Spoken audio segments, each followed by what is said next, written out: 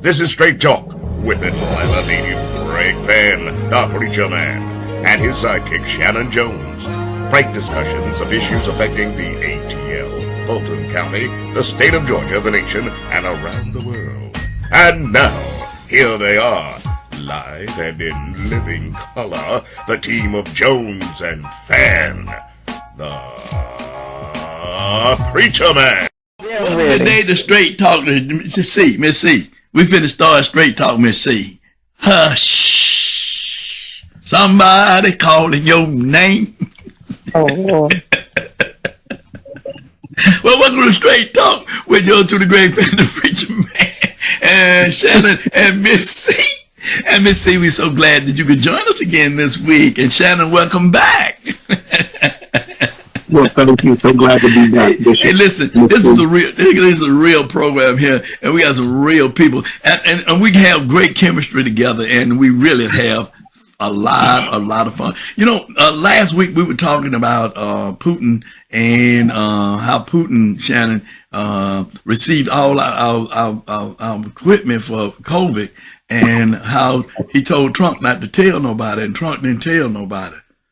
But he's telling a whole lot of lies, though, but he didn't tell nobody that. He's telling a whole lot of lies, Well, listen, we're going to get into the program a little bit, but I just thought and I do want to say to you, Shannon, I said it last week, Miss C will be my witness. I said last week, you predicted the Falcons winning and the Steelers losing. You did, and I want to say you predicted that. And you also predicted that Donald Trump is not going to go to jail. Well, we hope he do. Well, ladies and gentlemen, you around the world with yours truly, Greg Fann, the preacher man, Miss C, and Shanan E. Jones. And we're going to be back, boy. You want to say something, Shanan? You've been away for a minute, and Miss C, you got something you want to say? Miss C, you were talking before we came on. Just keep on talking. Go on, Shanan. I just want to say that the prediction about the Falcons and the Steelers was not much. That didn't take much thought at all. And wait a minute, you want to start? You want to start something? You want to start something? I see that right now. This is my time. I thought you invited me to speak. That didn't take much time, much thought. That didn't take much thought at all. The Trump thing is another thing, but the first one didn't take much thought at all. All right, then I'm gonna let you go. I catch you on the back end. Go, Miss C.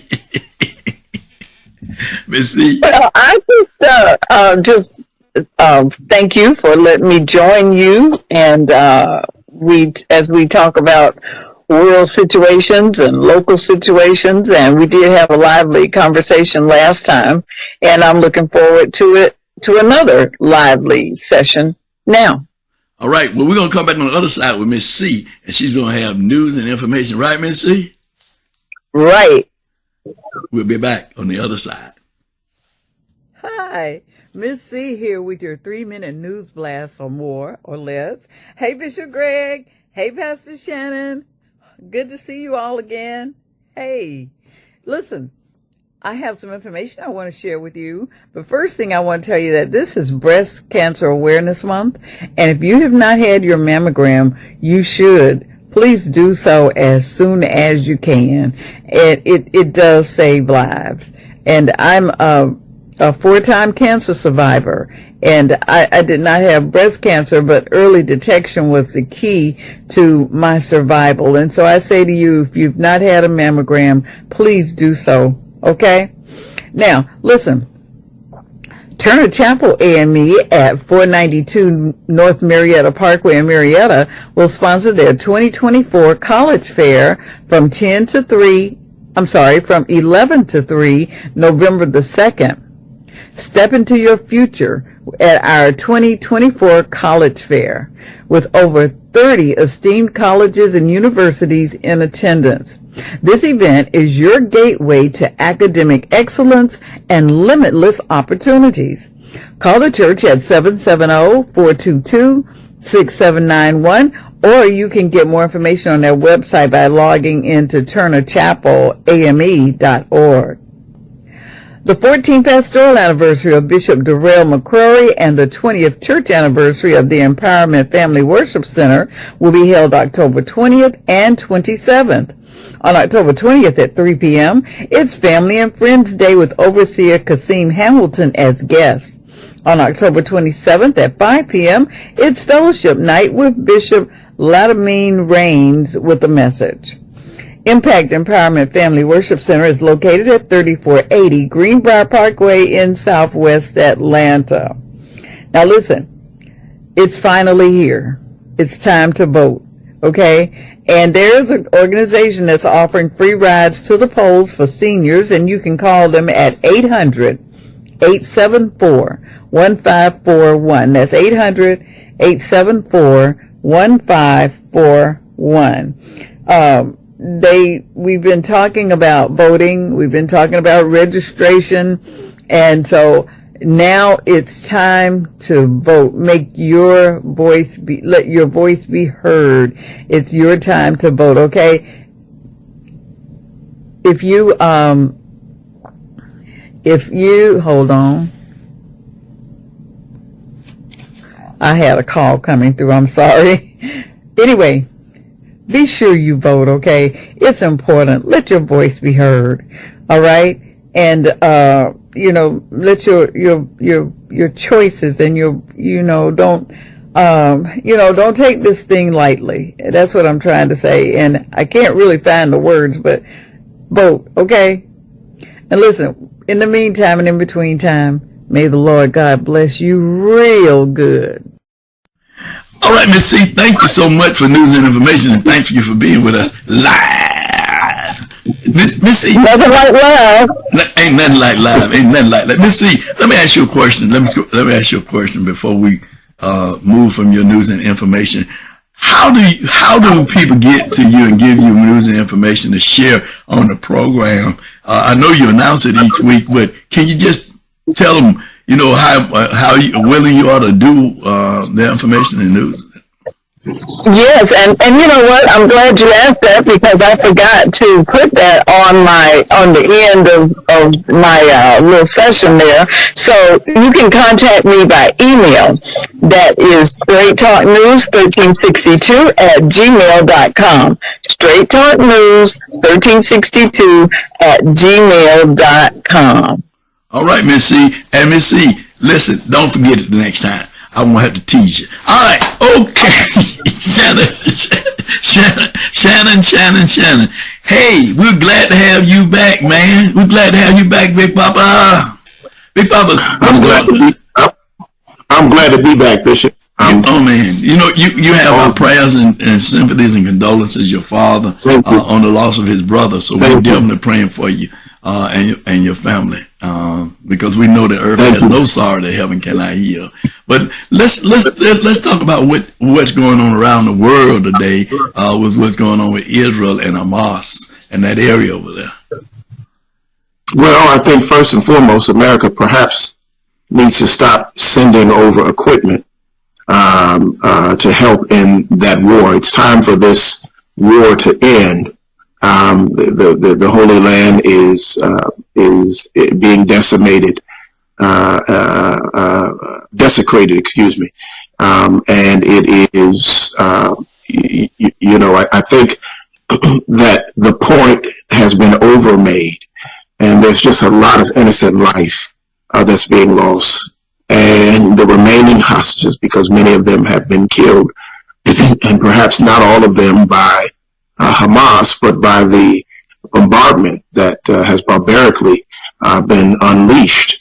I think that it's time for this to come to an end, and I think that Hamas needs to release the prisoners, the captives that they have.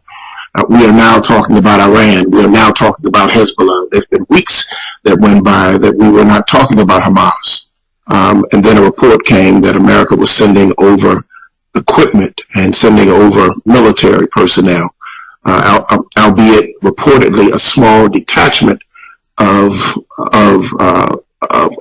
military personnel. I just think that with the temperature of the nation and the temperature of the world right now around this issue, I think that it needs to finally be resolved to really force Bibi Netanyahu to end of this war, there have been tens of thousands that have been killed, and the hostages of which this is all about, have been killed.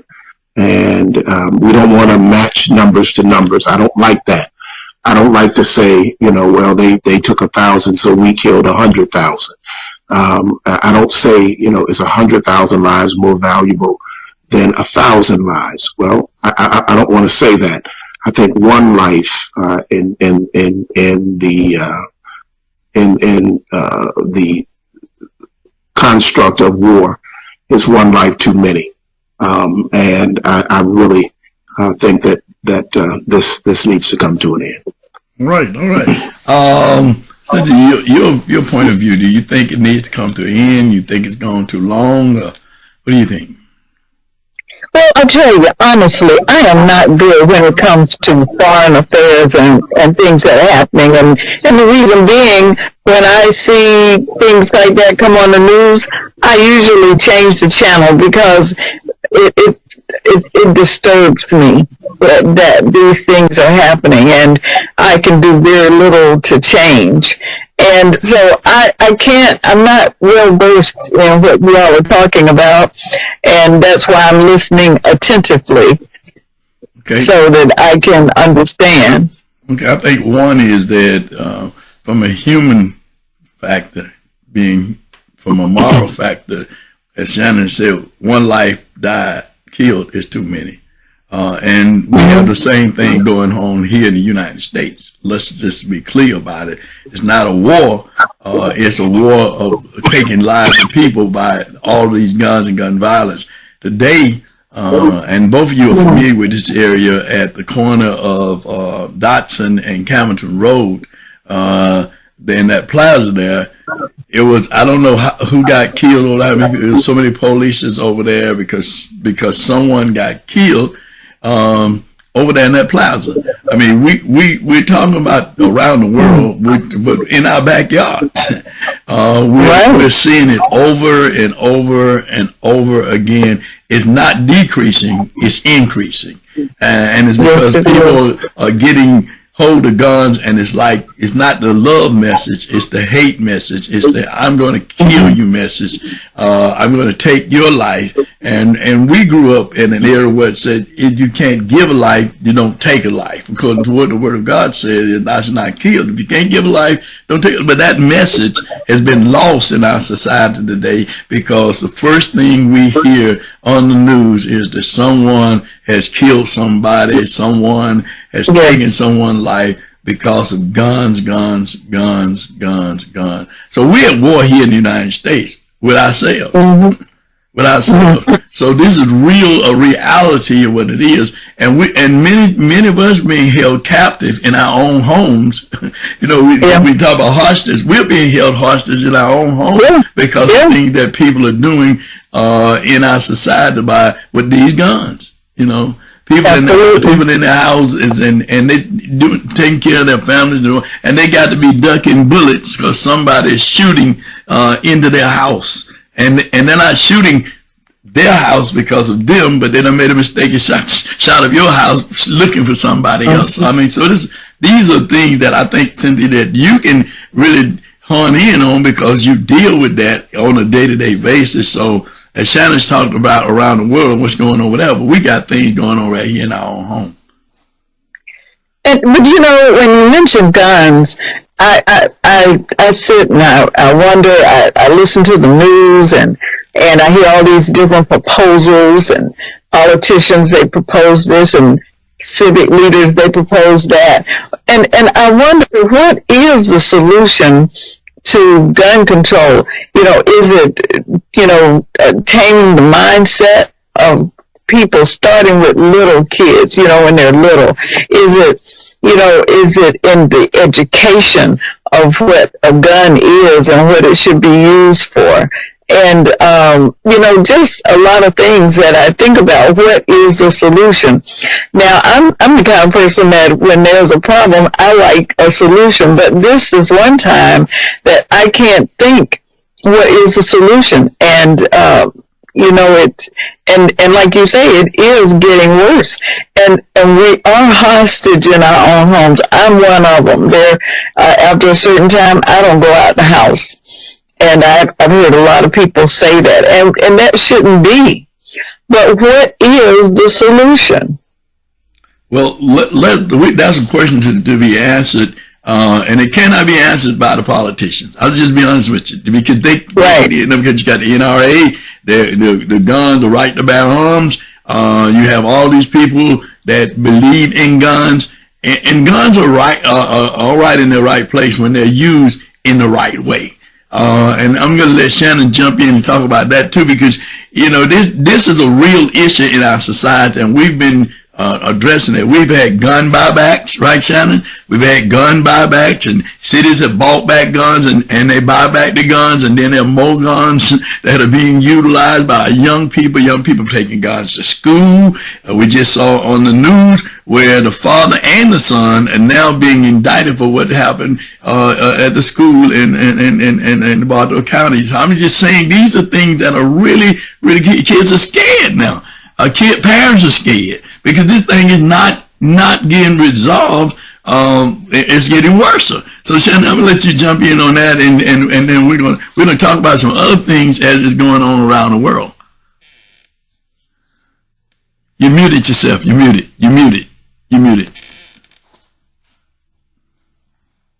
I'm sorry. I'm so used to being on Zooms that when I get on, whenever I'm in front of a camera, I just automatically mute. But let me just jump back. I thought, and I do want to clarify that as we were talking about the war in the Middle East, that I do think that Israel does have a right and its citizens. I'm not a fan of war, but there are times when people fight with you or entities fight with you, and unfortunately, it leaves you no recourse but to fight for yourself, and in some cases to retaliate.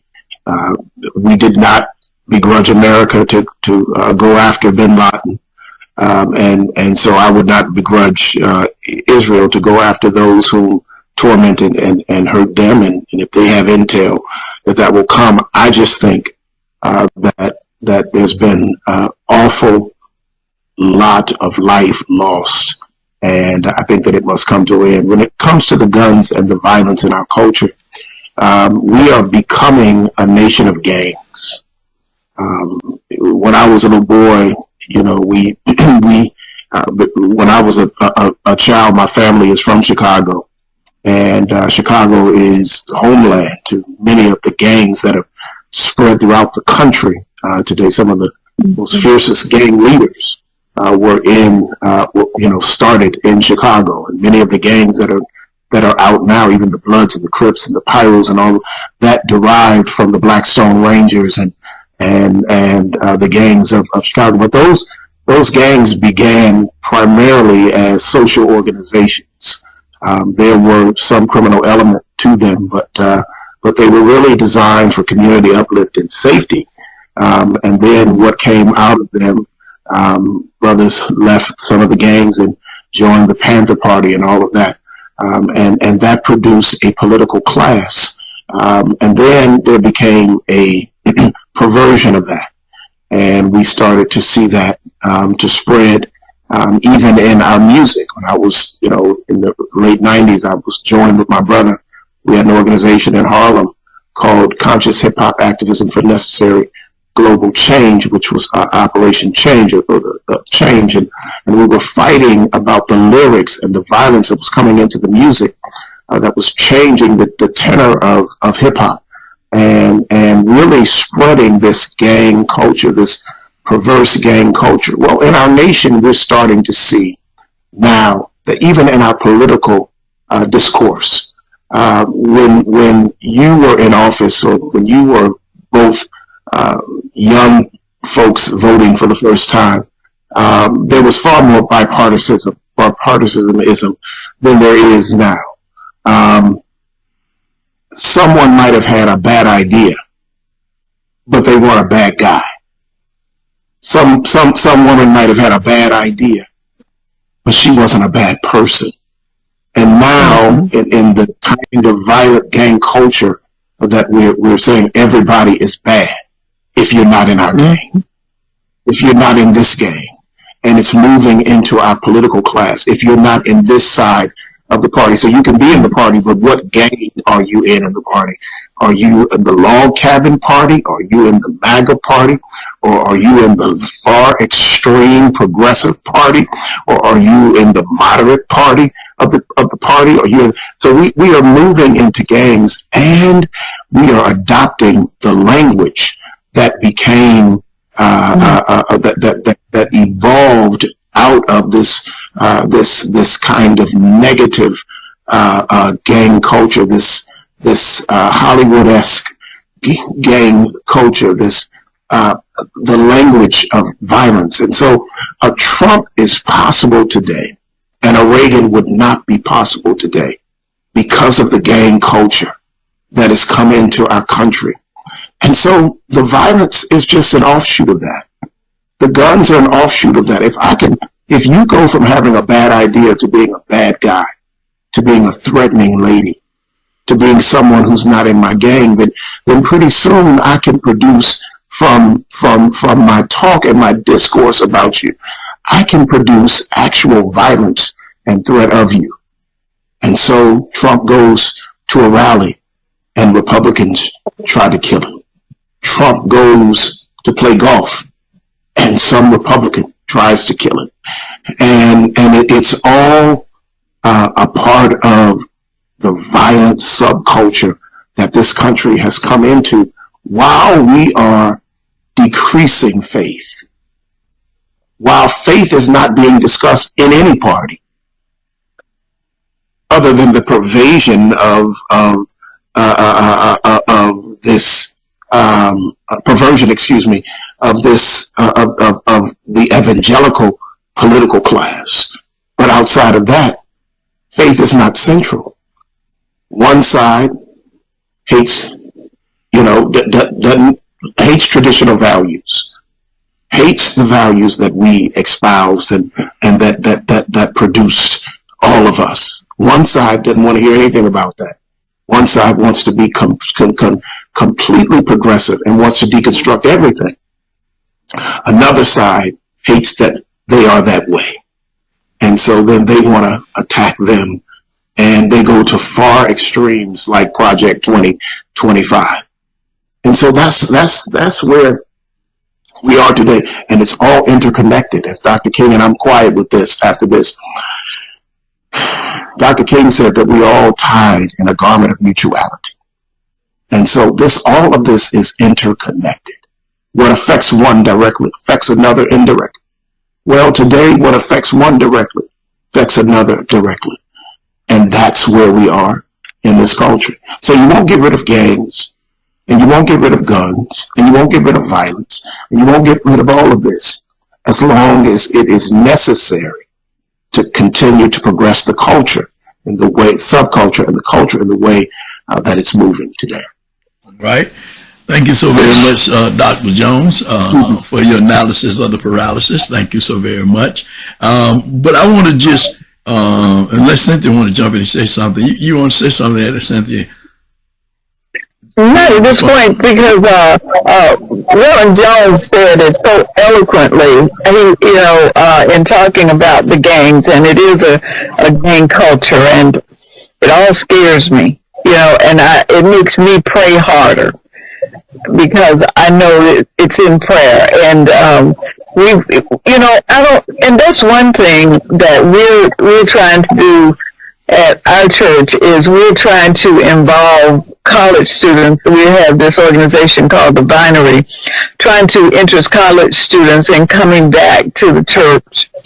And, and somehow we have got to be increasing our faith so that we can increase the faith of others.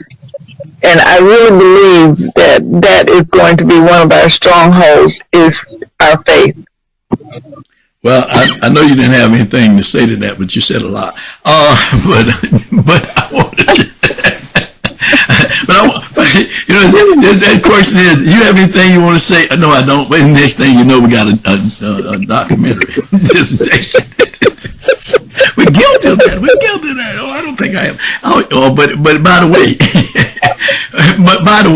honestly, we're having a serious conversation, but we're jovial to a certain degree, but we're serious about this because the reality of it is getting back to faith.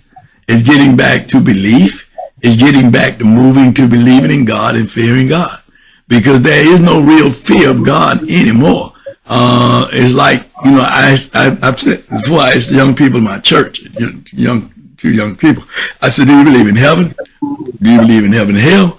And they said, the young man said, yeah, I believe in heaven, I believe in hell. The young lady said, I believe in heaven, but I don't believe in hell. Well, for every cause, there's an effect. For every good, there's a bad. For every right, there's a wrong. So if there's a heaven, then there's got to be a hell, right? So, but people don't fear that there's a life after this life. The young people don't see that as a life after this life. They're looking at what is tangible, what is right now. So to kill Shanan or to kill me or to kill you means absolutely nothing to them, because they don't see any consequences other than getting an orange suit.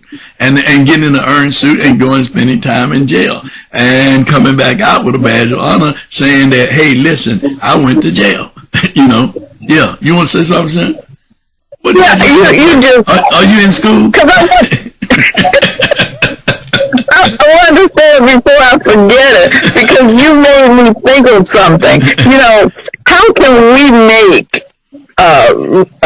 religion hip? You remember that word when we were young, hip, Right. How can we make it how can we bring religion to the forefront? How can we make it exciting? What can we do?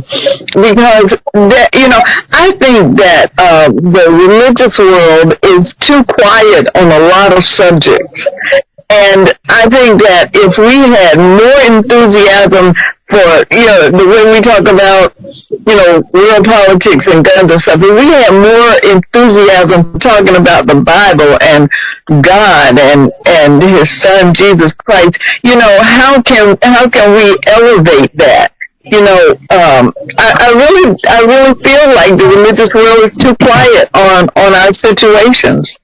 I think one is, let me just say, Shannon, I think one is when you said a religious world, religion is a ritual as I see it, but it's the faith community. I'm just saying it's the faith community. Okay. How do we get the faith community? Our doctrine may be different. Our doctrine may be different, but our morality should be the same. We should still all have the same morality if we believe in a higher power. No matter what power, no matter what you call him, he or she or whatever you want to call him, but you got to have an abiding faith and a belief in a higher power. They don't believe in a higher power. They have no hope. They have everything for them is tangible. It's now and right now. It's a big car. It's a big house. It's a big clothes. It's what the media is showing them. It's the social media, and the social media is driving how they think. It's just like back in the day. Why did we buy Tide detergent? Because they kept showing us the Tide detergent commercial. The dirt can't hide from intensified Tide. Why do we buy the Maytag washing machine? Because Maytag washing machine never tears up, but they tear up now. And why do you get a timeless watch? Because it can't take a licking and keep on ticking. To your point is, the message is not a clear message, and it's not coming through to the young people. And it may be in the message. Many times, Shannon said, it's a message in the music. It's the music that has driven us, because during our era, it was love and happiness. It was about, about love. It was about love. It was about looking out for one another. It was in the music. But you got the music now was off that pig, kill that pig, do away with this, do away with that. It has changed the culture of how young people think, and even older people. Because you got older people thinking like young people. Oh my goodness. So you can't, and that's real talking. Shannon, I'm going to yield now and let you talk, because we're going to be on this subject for a minute. I know, because you're going to give another dissertation. Go ahead on. I think that a lot of times we in modernity don't have the kind of boldness that the prophets certainly had, that the Messiah had. and for the varying different, because Bishop said, that all of religion should bring us, faith should bring us to a moral center. And even so, if you're talking Buddha, if you're talking Muhammad, whoever you're talking about, there is a vast difference between the originators and the followers in modernity.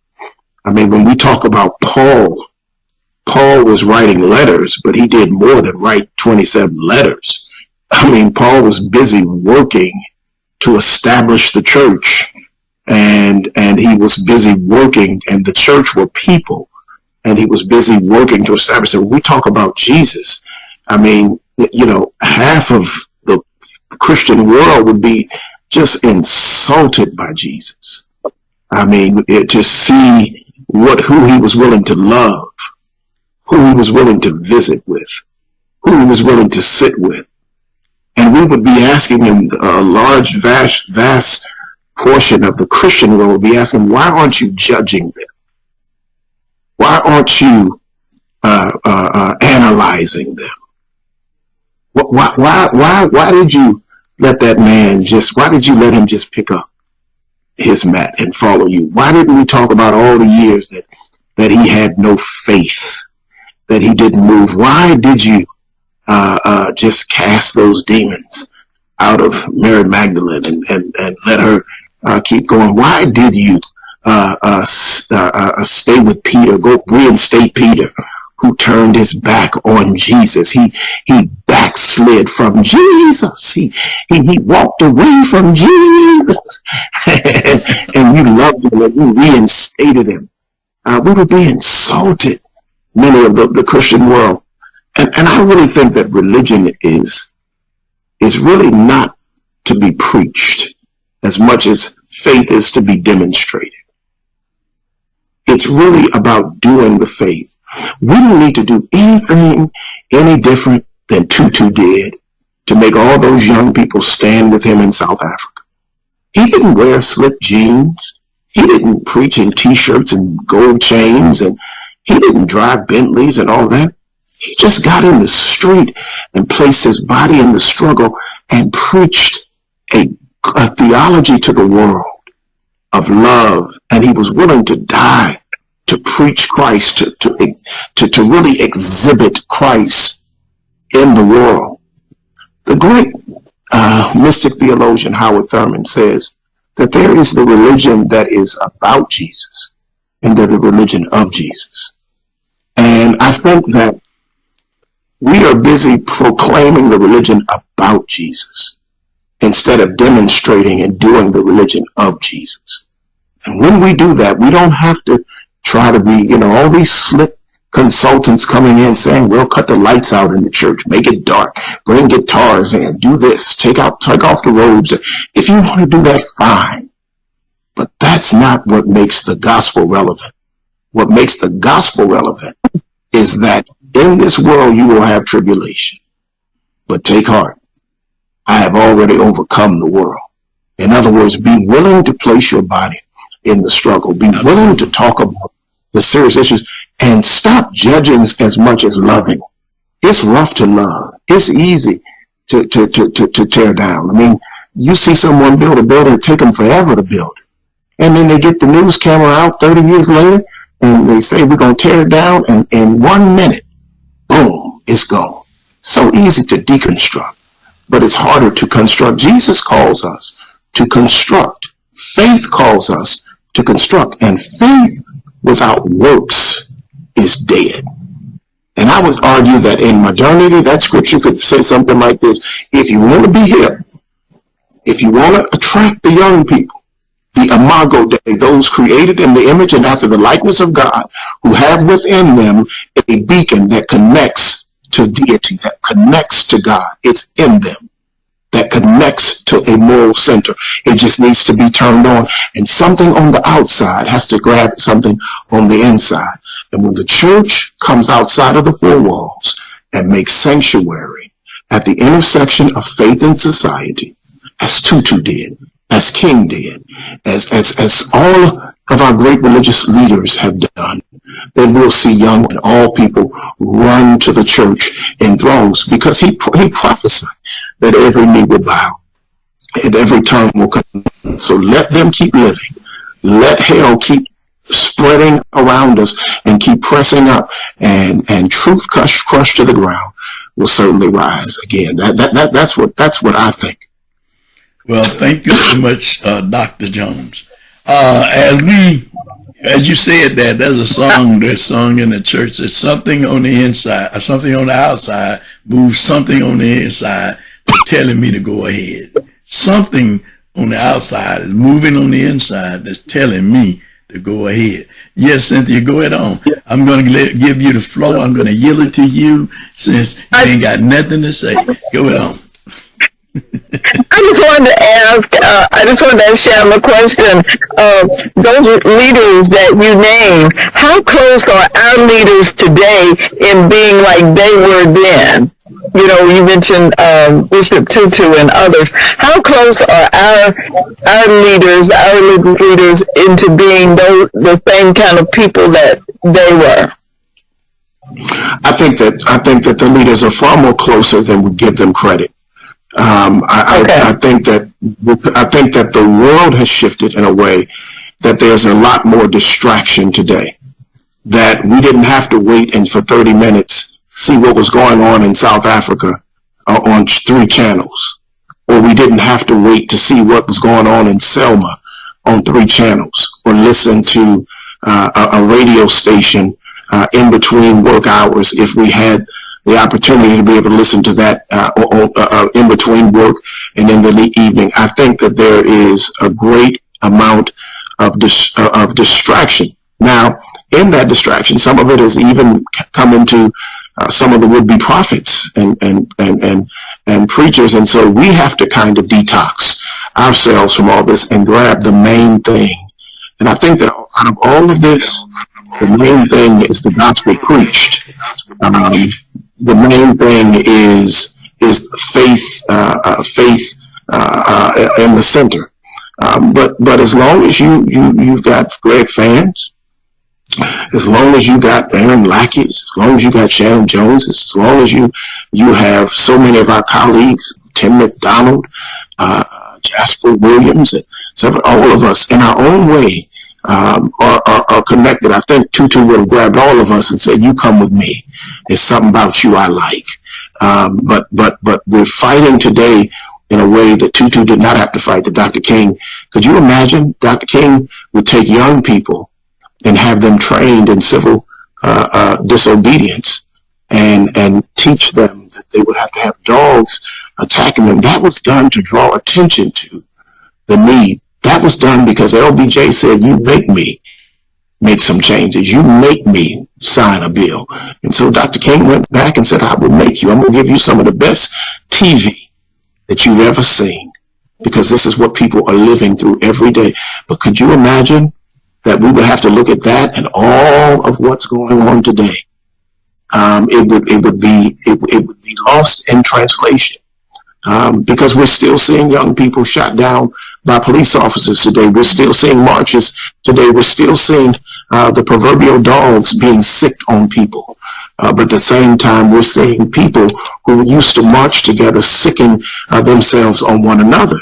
And we see this kind of violence and evil that is spreading within our community that's changed the tenement of our community. Tutu could march for all of his people because they all in unison wanted to be free. Dr. King could march. Many did not march with him that said that they did, but everybody agreed that we did need integration, and that maybe not because some people were not for integration, but they did believe that we needed liberation. Let me say that. And they had various ways of saying how we should be liberated and be able to be free. But today, if you look at the discourse, Dr. King called hell in 1966 when he went to Watts, because there was this break of civil rights moving into the Black Power era. And so he had to find a way to how do I talk to them? So in 1966, he was asking the question that you're asking today, Ms. C. And so Here we are 50 years later, and you could hardly get 10 preachers in a room to agree on one thing, and then if you could get them to agree, now turn them back, take them to their congregations, and say, now get them to agree so that we could come together. And that's what we have been dealing with today, because we're dealing with the distractions of the here and now. And so one person is focused over here, somebody else is focused over here, and we're not all focused on the same core call for liberation, like others were able to do in our historical setting. All right. So we're there now, and you're absolutely right, because the young people haven't. But let's be clear, and we're going to end with this: is that young people hadn't had to go through what we went through in the '60s and even in the '70s to some degree. They didn't have to go through that because their mother and father could put them in Mercedes and Jaguars, and they had good books and all the things that we didn't have.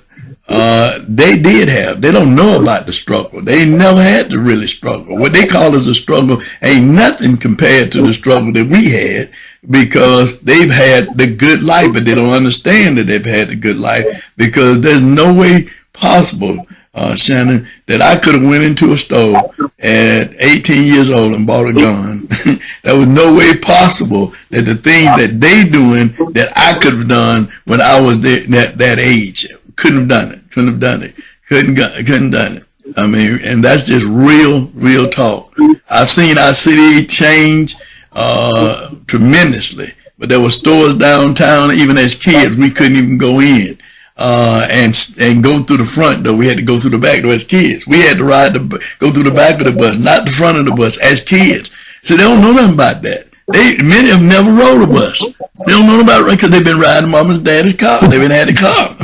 They ain't never been on a bus. They don't know how to. They wouldn't even know how to get on a bus. I'm just talking about the struggle for them is totally different than the struggle for us. So they're looking at the ushers. They're looking at the stars and entertainers, and they TikToking, and they trying to be TikTokers and social media people, and they're giving another kind of message, but the message of Jesus Christ, they have not received it, because they don't want to go to church, because they see the preachers as being pimps, they see them as being hustlers, they see them as being con men and women. Not only just men, but con men and women, because they're not talking about the message of salvation. They're not talking about the message of eternal life. They're not talking about redemption. They're not talking about giving them hope. They're not showing them what love really is. New Jersey Mass Choir sung a song, I want to know what love is. Many of them have never felt love from their own family members, because they done bought them. They buy them, and they buy, and they buying love, but they ain't giving love. They're not teaching them how to love. And that commercial that's coming on out now about love, not hate, love, not hate. I was glad that they did that, love, not hate, because we got more hate than we got love. And then we got people in the faith world who jealous, envious, selfish, and greedy. And they don't know love. They don't know how to love. They don't know how to love. That's the missing ingredient. And until we get back to loving our brothers and loving our sisters and loving as Jesus loved one another as I have loved you, until we get back to that and get that, and it's preached from the pulpit, it's taught from the pulpit, it's taught in the faith community. Whatever you do unto the least of them, you do also unto me. Until you get that message in them, and seek ye first the kingdom of God and all his righteousness, and everything else will be added unto you. Until they get that message, until that message is preached, until that message is taught, they will not get it. And I'm going to share this, and there's the Bible. I'm teaching Revelation, and in Revelation it talks about what was, what is, and what is to become. What was, what is, and what is to become. I mean, we're dealing with what is now. We ain't dealing with what was, right? We're not dealing with what was. We're dealing with what is right now that we're having to deal with. But where is the love? We had love. We had love. That's what the was. Every neighbor people treated, they looked out for the children. They looked out for their neighbors. They showed love, right? Teachers showed love. They nurtured kids. They loved kids. Now, we living in a world that is what was. There is no love. Let's call it what it is. There is no love. There is no love even in the home. There is no love. The kids don't see love. They don't feel love. They don't feel even, some of them don't even feel wanted. Let's don't talk about love. Let's be real. Parents killing babies. I mean, really? Come on. I mean, so, and that's what they say on the side.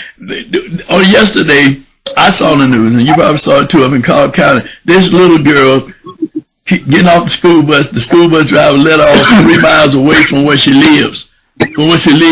None attended to a little kid in kindergarten to let her off 3 miles away from her home. It's just about a check. It ain't even about caring.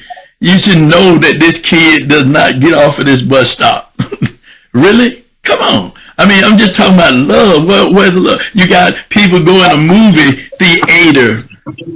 Got an elderly lady, left her in the car because they so concerned about the others, and they going into a movie for 2 hours. Where is the love and the concern? It's just a job. It's just a check. Where's the love? Let's be real. Where is the love? Until we get back to love, true love. I ain't talking about no lustful love. We see more sex stuff and perverted stuff, and that's what kids are seeing, that's what people are saying, but they ain't seeing real love. And we need the love of Christ. We need the love of Christ. I'm Greg Fann, the preacher man. Yes, I am. Yes, go on, ma'am. You about to say something? And we're going to end this after you say I just want, just to kind of sum it up, what can we do? We talk about it, and people come on TV, they talk about it. They're in the news and the magazines, and we talk about it. But what can we actually do? Everyone has to play a role. Everyone has to play a role. You have to play a role. I have to play a role. Shanan has to play a role. And the people that's listening to our program have to play a role. Everybody has to play a role. You got to do some self-evaluation of yourself. Where are you showing love? Are you giving love? Love begins with one. It begins with every one of us. Every one of us. And that's what we have to do. That's how it's going to work. It's going to work with every individual. Just sitting in the pews don't make you a Christian. If you think you're a Christian by joining the church, you just fooling yourself. If you think by being on the board, and you just fooling yourself. If you think preaching the word and you just fooling yourself, you got to be born again, and you got to have love, the love of Christ and love of mankind. You got to love mankind, love your neighbor as yourself. Until we get back to that, it's got to begin with everyone. That's the answer to your question. Absolutely. Everyone has to take its own responsibility and onus to show love and to give love. And I'm going to give a little love to Shanan right now. Shanan, this is love when we get to you. This weekend, we are going to play a team that Aaron Rodgers is now the quarterback of. And they done got rid of Fields. They talking about trading him and bringing Russell Wilson back. I ain't too happy with that. But I still love my Steelers. But I think y'all going down this weekend. I think you're going down. Only thing I can say to that is you thought that the Steelers were going up. Which one? They were going down. So I'm going to leave it on what you think. They're going down. They're going down. Hey, ladies and gentlemen, this ain't nothing but straight talk with yours truly, Greg Fann, the preacher man, Cynthia Waters, and Shanan E. Jones. And till next week, you tune in to Straight Talk. Share it with your neighbor, share it with your friend as we go around the world. Don't forget to like us, don't forget to subscribe, don't forget to share, don't forget to make comments, right? on our YouTube channel. And CMC, send her an email. Let her know you'd like to be on the show. Give us some news at Straight Talk News at 1362@gmail.com. Until next week, this ain't been nothing but what? Straight Talk. Want to be a guest on Straight Talk? Email Greg Fann at FANN922@Comcast.net or call 404-308-0795. Join us again for another episode of Straight Talk with Shanan Jones and Greg Fann, the Preacher Man.